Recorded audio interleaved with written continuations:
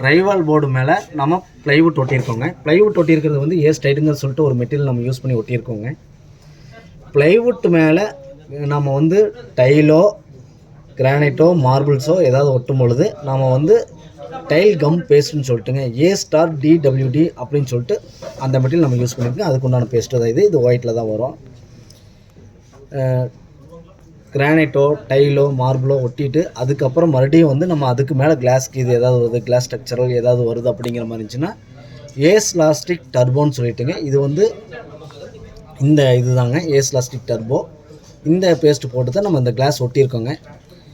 அந்த கிளாஸுக்கு மேலே ஏதாவது மெட்டல் சீரீஸு ஏதாவது ஸ்ட்ரக்சரல் இந்த மாதிரி இதெல்லாம் வந்து வர மாதிரி இருந்துச்சுன்னா நம்ம பியூ ஃப்ளக்ஸ்ன்னு சொல்லிட்டு யூஸ் பண்ணல, பியூ ஃப்ளக்ஸ்ன்னு சொல்லிட்டு ஒரு மெட்டீரியலுங்க. அந்த மெட்டீரியல் யூஸ் பண்ணி இது வந்து 2 பார்ட்டில் வருங்க.